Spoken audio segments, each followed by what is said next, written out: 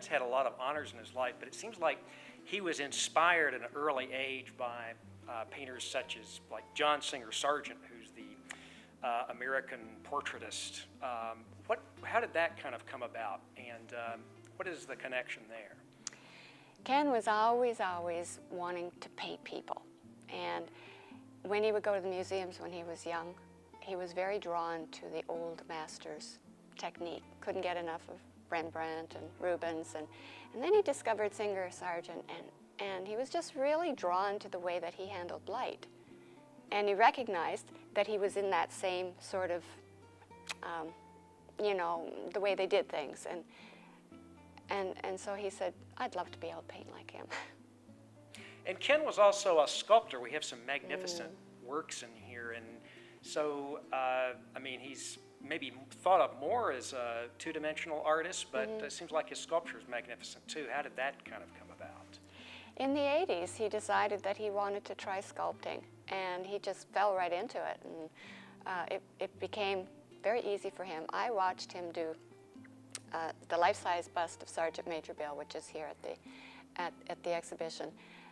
And he worked in a really tiny little studio. I mean, imagine this size with everything in it.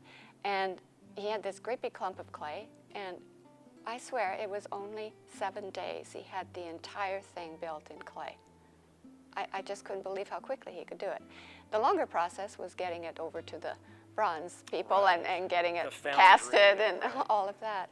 And he also really enjoyed doing the patina himself, so he would go over to the foundry and direct exactly how he wanted the patina done.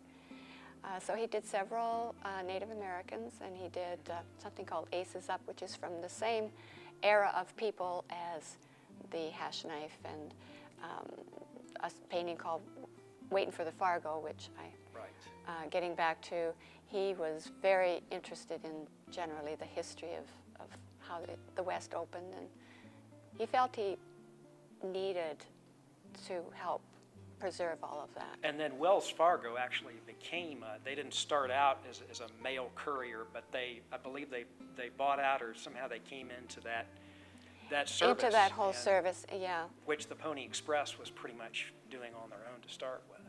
Yeah, he was very excited about being involved in all of this. If you could have only met him, it was like his feet were 6 inches off the floor all the time. He was just a really happy person. What were some of the challenges that he had growing up? Were there challenges for him growing up, and did that maybe carry over to his appreciation of different groups and even minority groups that settled in the West? It's a very good question. Ken grew up as a poor boy, and so he would have experienced a lot of just not having money. And I'll just divert for a minute to say one of the things that was a challenge for him, he wanted to be an artist, and he didn't have the money for paints, and he didn't have the money for supplies, and so every little bit of work he picked up, he saved and saved until he could buy paint. I mean, he didn't go out and buy candy and other things.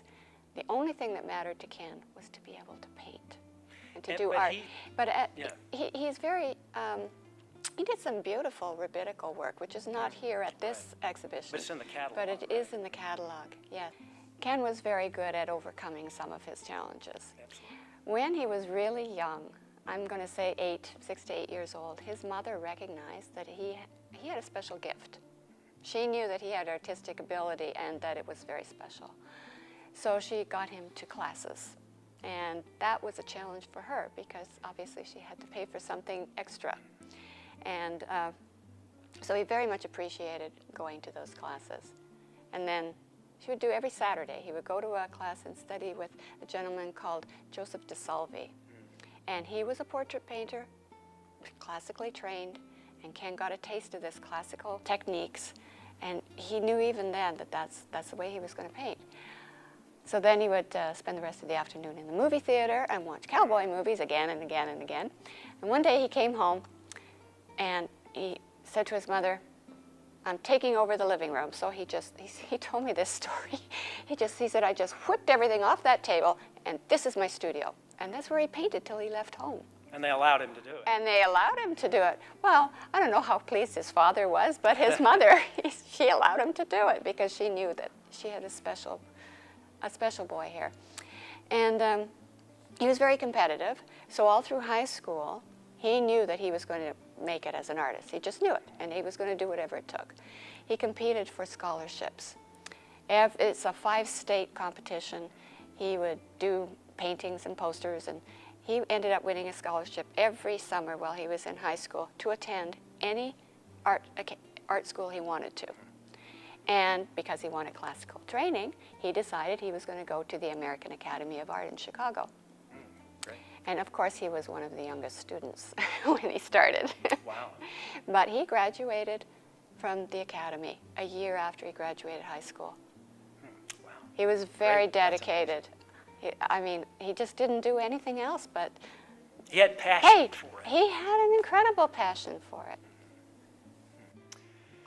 Here at the Booth Museum, one of our close markets, of course, is Atlanta, and we're basically kind of in the Atlanta area. And so there's the connection between Coca-Cola that's very strong. And there's a famous illustrator, Haddon Sundblom, who was actually the creator and the illustrator of the Big Jolly Santa that you see on a lot of Coca-Cola ads. And what was the relationship between this illustrator and Ken, and how did that maybe affect his work? Ken knew about Haddon Sundblom, and after Ken graduated from the Academy of Art, he went into doing illustration full-time. So in that period of transition in there, he did an apprenticeship with Haddon Sundblom. He decided he was going to do that a few years before he did it, and he just, worked his way to become recognized by Haddon as a possible protege. And so he worked with Haddon, and he got to finish a lot of those Santa Clauses drinking Coca-Colas. Okay. Of course, one of the quotes that I found moving and that inspires you too of Ken's is "Live your dream." He really considered himself a cowboy. He moved to Scottsdale because he wanted to paint cowboys and become a cowboy. He knew that he would also be able to paint, really paint the West and the spirit of the West. Painting from experience. Painting from experience, exactly. You have the passion, all of that, but you've also got to have the knowledge. You've got to have that. You've got to live the lifestyle to know it. So when he came out with the intention of trying to live the lifestyle, he fell in love with it, and everyone fell in love with him. So he went on cattle drives, he rode, he drove the cattle down, he went to powwows and rodeos, and the Parada del Sol rodeo was a very famous rodeo.